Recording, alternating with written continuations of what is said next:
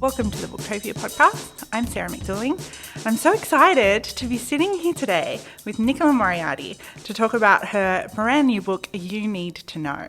Hi, Nicola. Hello, thank you for having me. I'm so excited to talk to you. I actually read your book last night. It's not often that I'm this fresh off the book when I get to speak to the author, so I'm really excited and full of questions.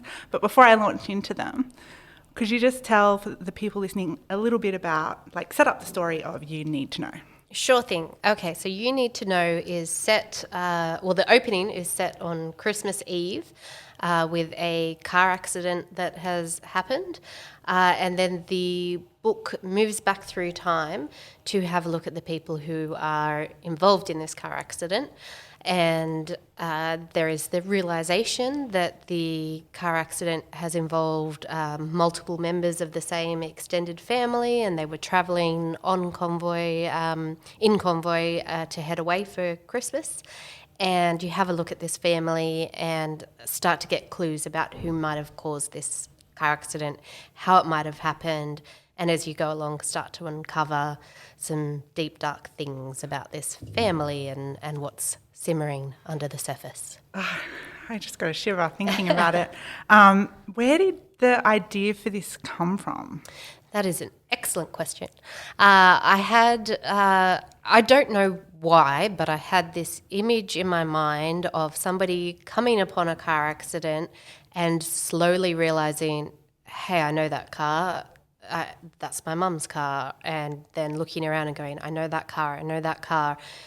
Just this idea of finding a car accident and realising you know everybody involved and the horror you would feel. And I just had that one simple idea. I didn't know who these people were or who'd caused the accident or anything like that. And at the same time, I found that I started thinking about the children's book by Pamela Allen, Who Sank the Boat, which I used to read to my kids. And I kept having that line run through my head all the time, who sank the boat? And it kind of became this mantra for me where I'd go, who caused the accident, especially as I was writing the book and I didn't know. I'd lie in bed at night and just think to myself, who sank the boat? And yeah, so those kind of two things came together, and yeah, that was the initial spark. And so you've got your scenario, and then you're filling it with these characters and this family, which includes 3 brothers who are all about to be published authors or about to be published authors. So wherever would you get the inspiration for something like that? I know, it's so strange that I would write about 3 sibling authors. When I started, I knew I wanted to have this big family that were involved in this car accident. And I think one day I was thinking, right, time to kind of explore these characters and figure out who they are and what they do. And I started thinking about one of them being a writer. I started thinking, I don't think I've really written a writer before, and it might be nice to write about something that I know. And then it slowly dawned on me, maybe this could be a fun chance to explore the idea of 3 siblings as writers. And obviously I will make sure they're very different from myself and my sibling writer family. But yeah, I think it was just a bit of fun, really, to do that. It was fun to read. I really love when authors go a bit meta and write about the industry and write about being an author. And, it's not just that you've got authors in this, you've got, critics and a lot of information about the publishing world and how it sort of works. And there's an illustrator as well. Was it fun doing that? Like getting to sort of write about your industry? Absolutely. Yeah. And I think the best bit about it is you don't have to research it because you're writing something that you know. And I'm not the best at research. That's not my strong suit. I often will just go story first and worry about details later, and I'll come back later and do the research and fix things if I realise, oh my God, that would never happen. That's totally not factual. But so, yeah, being able to write about an industry that I've been in for a while now was really enjoyable because I didn't have to research it, and I had little stories and bits and pieces ready to go. So, yeah, it was just quite enjoyable. So one of the writer characters in your book, who is incidentally probably, with the exception of a certain dog, my favourite character, is Darren. And he's one of the three brothers. He's had a highly awarded first novel that maybe isn't selling the way that it had hoped that it would sell. And he's working on his second book. And he's really affected by a negative review that he read once. And so reading this, immediately the question pops into your head, has Nicola Moriarty ever read a negative review? And has that haunted her? So has it? Yes. And actually, I think I even had Darren focus in on 3 words in the review. And I think that is pretty much what I had. So my first book, I had a really bad review from The Age, and I just remember being devastated. I just remember getting that, that cold feeling all over my body, like, oh my God, this is just awful. I'm never going to be a writer again because clearly I can't do it. And it was, the main word I still remember is inept. Ouch. And obviously though, I did get over it and start going, it's okay, you're allowed to have bad reviews. And I've had plenty of bad reviews since, and sometimes I can brush them off no problems. Sometimes, depending on what they say, they'll still sometimes hit a bit hard, but I've learnt that, and I actually quite like now well-rounded reviews where somebody does give you a bit of criticism, but they're quite fair about it. I really enjoy those because then I go, great, I'm going to learn from this. I'm going to take this advice, and I've gotten much better now. I feel that those are the only reviews as a reader that I take seriously, the ones that maybe have a few criticisms, but and it's balanced. Yep. I, being in the book selling game, have the luxury of not having to review a book that I didn't enjoy. So I get to just only write about the books I love. And I have just read your book last night, so, there was a review pending. But I feel like if I am deciding whether or not to read a book, and we'll talk about non-work reading in my life as a human, when I'm like, should I read this book? And I will go to Goodreads and read the reviews. And if there's one that's entirely negative, you don't take it seriously, because that's a person who's only got negative things to say about a book that they presumably read the whole thing of. Yep. And so that's not a serious thing to me. And if it's, if it's 100% positive, I will take it seriously, because often I just want to be convinced to read the book. Yep. But yeah, I did find it interesting that your character, Darren, is haunted by this review, and 3 words in particular, and has not taken any of the rest of the review in. Yes. And that's definitely so easy to do. I've done that before as well. I've looked at a review and missed the good bits because I've zeroed in on the criticisms. But like I said, I've gotten better at it. Yeah. I've gotten better at seeing the whole picture and appreciating the constructive feedback, and enjoy trying to improve. And I did on my last book, the same reviewer who gave me that review of my first book gave me a good review on my last book, and it was just this wonderful moment of I just felt like, okay, I've gotten there. Each book you want to get better, you want to improve, and it felt like this is a good sign that I'm doing something right. Oh, that's so cool. Yeah. Well, as well as having a lot of writer characters in the story, there's a wider cast, and there's a lot going on in this book. And getting to the end of it, you're sitting with the book and you're thinking about the themes and what it's saying. And it seemed to me that this is perhaps more than anything a lot about parenting. You've got a character who's in Mimi, who's got two children, like an 8 and is she 16? Or? Yes, 16, yeah. Yeah, so 2 older children with a bit of an age gap, and has just had baby twins and is going through a lot, kind of struggling as a mother of newborns and as a mother of older kids. And you've got the character of Andrea, who's decided not to have children and is kind of wrestling with that decision and questioning herself. And you've got Jill, who is a parent of 3 grown boys and, you know, has a lot of stuff going on, wondering if she's been a good parent. So I guess in writing this book, like, what do you think is the most challenging aspect of being a parent, and how did you discover anything about your own thoughts of parenthood writing this?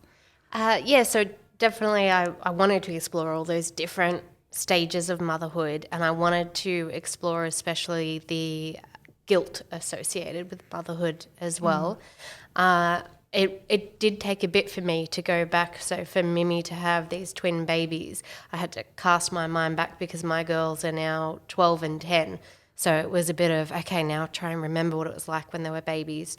And I think when they were babies, I thought it was the hardest thing in the world. But now that I've got one who's about to be a teenager, I'm preparing myself for what might actually be the hardest stage. And then also having this matriarch of the family of the 3 grown sons, and whilst being careful not to give anything away, she is dealing with how do I with what you know about your children and how far you should go to protect your children. Yeah, I'm trying to be really careful. Yeah, you have to tread carefully. Sorry. Well, and she's grieving as well. Yes, so, yes, she is also. So this is a family who's just lost someone prior to the beginning of the book. Yes. And I was mentioning to you before the podcast, the character of Frank, Jill's husband, and the father of the 3 brothers, is a presence in this book without ever actually being there, because he's passed before the book begins. Is it challenging? Because I really cared about Frank, and I finished this book with a strong sense of who Frank was, and he is not living on the page. Yeah. So, like, is that hard? Like, did you have to consciously find ways to bring him out, or is it just? I don't think it was something that I was feeling the need to make sure I did. So it's nice to hear that it happened on its own. I guess it kind of, maybe that's normal in life, that when somebody is gone, they still live on through yourselves, their family and so on. My own father passed away last year, and I know it's important to still talk about him with my daughters, and to, I don't want to not talk about him. So he's still very much, a presence in our world. So, maybe that's it just kind of happened naturally in that way. And I liked Frank as well in the book, so I'm glad to hear that you liked him. He's great. And that is another theme running through this book, is grief and managing grief, and how we remember and talk about the people that are gone. And I got there, you got me several times really very emotional. When a book is this, it's very fast-paced, it's very character-driven. Yep. And, you're switching. Let's talk about the structure of your book, okay? Sure. So I always wonder this when you've got a time sort of jump, like you've got 2 timelines, I guess, happening that converge. Yes. And you are switching character perspectives, and you've also got letters through this book. Yep. And so it's very kind of finely crafted in a way to parcel out the information as the plot moves forward and you find out things that have happened in the past, and you're getting tidbits of things that are going to happen in the future, and you're seeing it from all these different characters' points of view, and the ones you write from are as important as the ones you don't write from. Yep. And whenever I'm reading a book that is that well done, I'm always like, what comes first? Do you just start writing and then decide whose perspective and then decide the timeline, or, you know, does the structure come to you and then you elaborate? Sure. So the structure, pretty much, I was writing it in the way that it has ended up as, and I actually really enjoy writing it that way, because it means that if I'm a bit stuck on one character, I jump to the next character, and, you know, then it's kind of okay, and then they might propel the story along and make it easier for me to come back to the next character. And because I knew all along it was going to be building up to this accident, I really enjoyed writing a chapter and then going, okay, here's a snippet of the accident. And it meant as well, because I was looking forward to writing the accident. You know, I knew it was going to be a big, fun. It's horrific, but yes, it's very intense. Yeah, fun, terrible thing. You can kick whatever furniture so you want. Yes, knock the place down.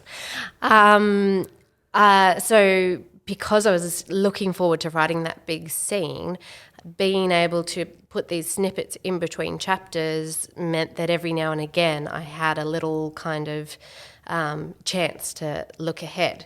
So, yeah, pretty much, obviously there's a lot to tidy up when I get to the end of the first draft, to kind of go back and go, hang on a sec, if this happened on a Friday, why are they going to school the next day on Saturday? That kind of thing needs tidying up, and, you know, you might kind of, just find that timing's gone wrong, or I don't have enough of those snippets in between sections. So, there's a lot of fixing up at the end, but I actually really enjoy this, you know, going between timelines and going between characters.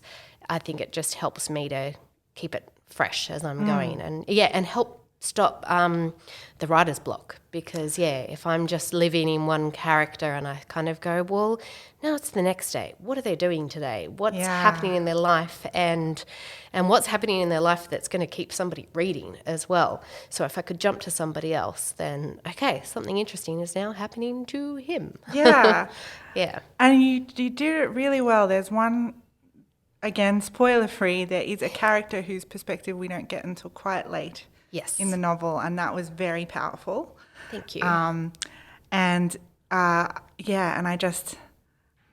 I mean, you've answered my question, so I feel like I just want to reiterate that it was just really so skillfully done. Like, I love reading a book and feeling like you're in the hands of an author who just knows exactly how to propel you through the story and show you, you know, the best perspective on each little twist and turn. Wow, it was really great. If you could see me, I was blushing. That's just really lovely. Thank you. Switching back to other themes in the book, we've discussed a little bit the different kinds of motherhood that you went into, but I also thought it was really interesting that, you know, through the character of Darren and Pete and Frank too, you talk about fatherhood a fair bit. So I don't know if it's a spoiler to kind of briefly outline Darren's situation. Is that? I think that's okay. Okay, cool. Yeah. So Darren, my established favourite character, is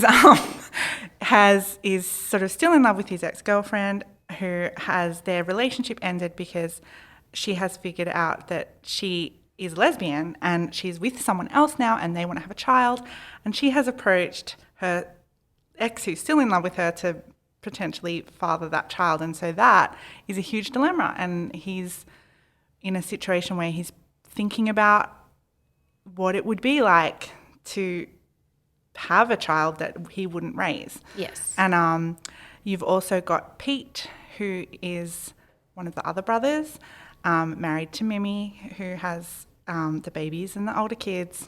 I feel like I'm telling you these characters. I'm outlining it for the people listening so they can kind of assemble the cast in their mind. I kind of appreciate you outlining it for me as well. Because it's been a while since you read it. In case I forget. I'm like, because sometimes I'll even come up like with a complete mind blank on one of my own character names, and I'll just be panicked, and I'm like, I made these people. I should remember their names. I should do them justice of remembering their names. So I appreciate you outlining it. You are the god of these people.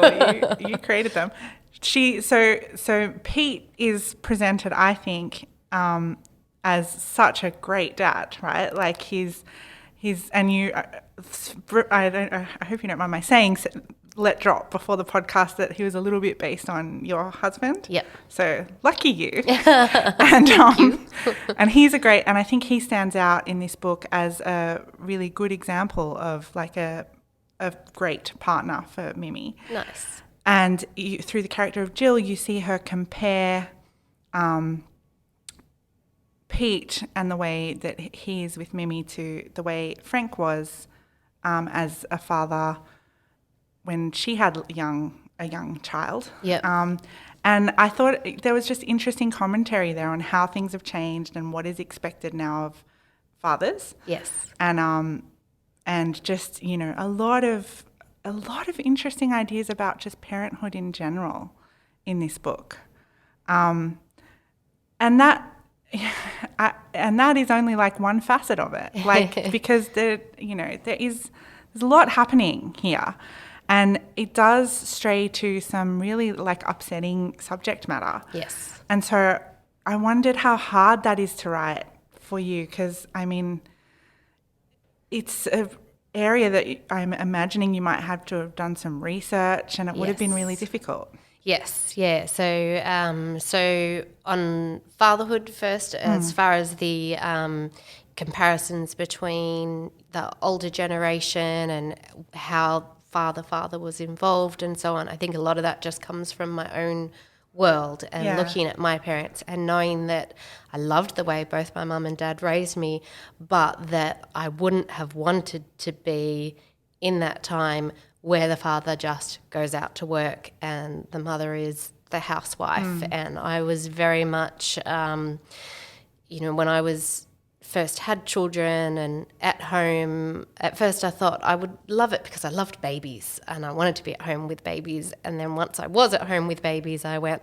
I miss the world. I miss other adults. And it was a big shock. And so I appreciate the fact that I'm in a modern time where my husband has helped out and is a very hands-on dad. And it's not that my dad wasn't hands-on. He was a great dad, but it was just that traditional kind of, mum cooks and dad works. Yeah, that's how it was. That kind of thing. I could say the same it's very of my normal. parents. Yes, and absolutely. I love my father and he's an amazing father, but it was a different time. It's just the way it worked, yes. Whereas in my household, many years back, I said to my husband, I don't like cooking. It's your job. It's just, no. Delegating. Yeah. And I don't mind doing the cleaning afterwards. Sometimes, later on in the evening, I'll be packing the dishwasher and my husband will go, oh, sorry, I've got to help you. And I went, no, you cooked. It's cool. I'm all good. And I appreciate that you cooked because I bloody hate it. So, and then on to the second part of what you said about the, as you said, we can't give too much away. There is some very dark subject matter that comes up towards the end of the book that, yes, I did have to do some research into, and it was very uncomfortable doing that, but I knew that it was important that I did it, that I, and I wanted to be careful about how I presented this subject matter in the book, and I hope that I did it in a sensitive way. But yes, doing the research on it was quite eye-opening and tough. Yeah. Yes. Yeah. It's something I think about because, I mean, I don't classify your book as a crime novel. Sure. Really. I mean, do you? Like, where do you think it sits? It's I've always found it hard to pick the right genre because I actually did a Zoom panel last night, which was for Sisters in Crime, and it was with two other crime novels, and mine was kind of with those. And it makes sense. As a crime book, so there is crime in it. But yeah, I agree. I don't know. I guess it kind of crosses a few lines between does. genres. And So, people throw around the term domestic noir a lot, and I Yes, think yeah. that's probably the label that is most fitting. Yep. But yeah, it is a family drama, and there is elements in it that would make sense for you to sit on a crime panel. Sure. But reading a lot of crime, I often wonder the areas authors have to go in researching so that they can write sensitively and, authoritatively on Yes. these subjects is like really difficult. But it pays off with this powerful book that you've written. Thank you.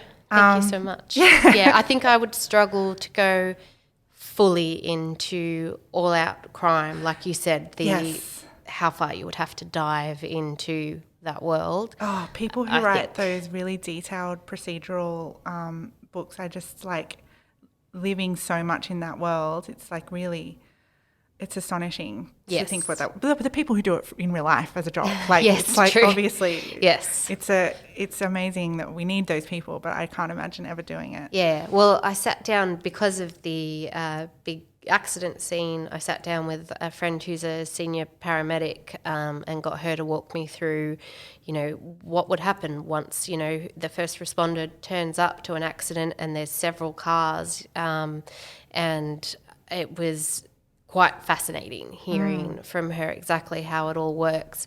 And the bits as well where I kind of said to her, so obviously you'd go, I said, we've got somebody over here getting CPR, so obviously you'd go straight to that person, they're the one who's most in trouble. And she said, no, we stop, we stand in the middle and we assess, because if we go racing after that first person, we could be missing something over here. And she said, and it sounds callous, but it could be that person isn't going to make it, but this person over here we could save because they're not as far. Yeah.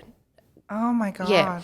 So it was quite confronting, and I really appreciated her time and giving me all of that information. And it just also I just felt in awe of her and the job that she does, and the job that anybody in that kind of, whether it's paramedic, firefighter, police, all of those, doctor, nurse, all of these jobs that people do, that I just look at and I think they're amazing. Yeah, that must have been fascinating. It was, yeah, absolutely. Just to kind of go, right, that's how it works. And it's very much about, she said, you can't go racing off. She said, you've got to have a look around and consider how many people are here and how many, she said, if you're the first one to arrive as well, you're being outnumbered by the people. You've got to plan ahead, ready for when more people arrive, to be able to say to them. So they start off by going around and going, right, I can't remember the exact colours, but it was like yellow for, not as serious, and red and so on my God. What level they're at, so that when the next people arrive, they can go to the person. Yeah, there's so much more to it that I had. I would never have known any of that, but it must have been, and I mean, the book, I can sort of see how much knowledge you must have gleaned from them, because, again, treading carefully, there are things in the accident that almost get missed. Yes. Which, without that level of research and meeting these people who do it in real life, like, how would you know that that's how it is? Yeah, and I had to be at the same time as taking all of her information, and I wanted to put everything in, but then I had to also consider keeping things a fast-paced narrative, not slowing everything down to make sure I do every step of the procedure, and then the reader's going, okay, just get on with the story. Oh, well, you definitely pulled that off. I think my eyes were nearly bulging out of my head when I was reading that scene. I just you need to know everyone's okay, and you want to, there's so many cars, and like, it's very, very tense to read. Yeah, and you just said the book title as well then, because you said you need to know everybody's okay. So there's another reason why it works. It is a very apt title on levels. Thank you. Okay, well, we've talked about You Need to Know. I could keep talking about it probably for another hour easily, but we are under time limits. So I will take this opportunity to ask, What's up next? Are you allowed to talk about what you're working on at the moment? Sure. So I'm very early stages, but I do have next book. I've got the ideas kind of going. I've got an outline. When I say an outline, I don't mean an outline that tells me how it's all going to work out or anything like that, but more just a very vague synopsis. But I can say that the next book is going to open with a woman lying on a lounge room floor, and she's thinking to herself, wow, being dead is going to really suck.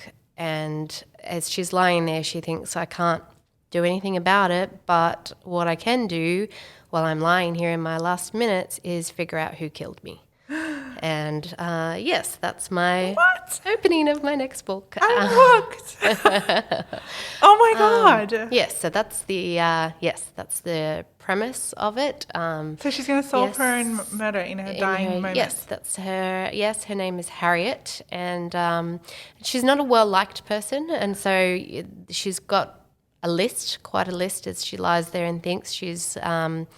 She's always put herself first. She's, kind of grown up realising, I've very tentatively titled it Crybabies, but I think that title's going to change. Authors Pretty much all of my, they always change. But at the moment it's titled that because in her mind, as when she was younger, she was always, and I think maybe I've done this because this was me when I was younger, I was always a bit of a crybaby, basically. Just means you're in tune with your emotions. A sensitive soul. But this is a woman who at a certain age suddenly went, no, the world doesn't have time for that.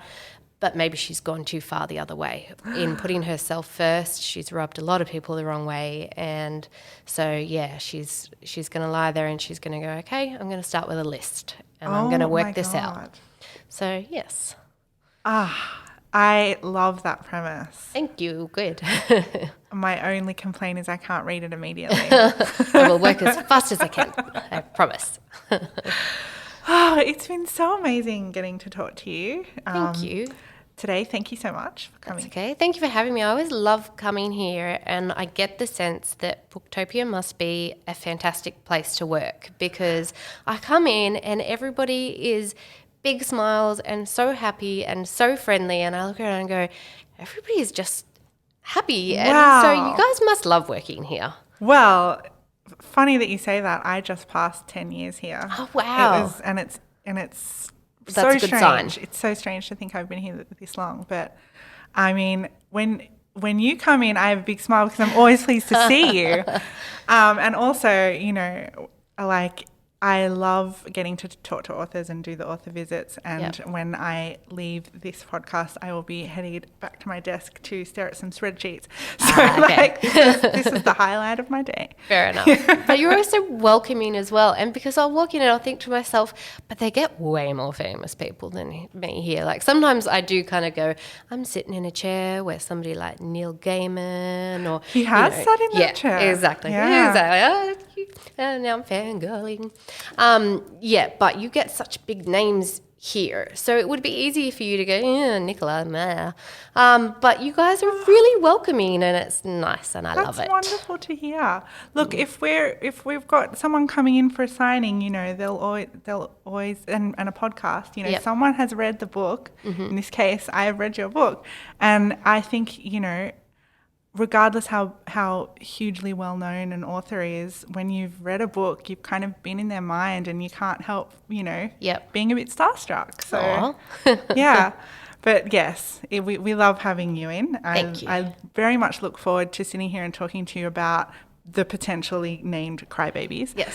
And it'll probably feel like no time has passed at all when that happens. Probably, yeah. I agree. Yeah. Thank you.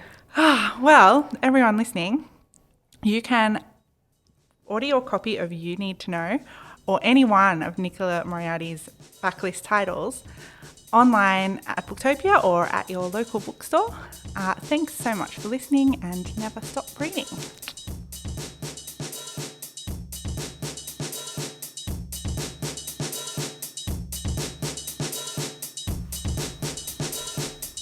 Thank you for listening to the Booktopia podcast channel. Don't forget, you can subscribe to us on SoundCloud and iTunes for free, and get access to hundreds of author discussions, book analysis pieces, and more. Or, if your eyes need a workout, head to Booktopia TV on YouTube.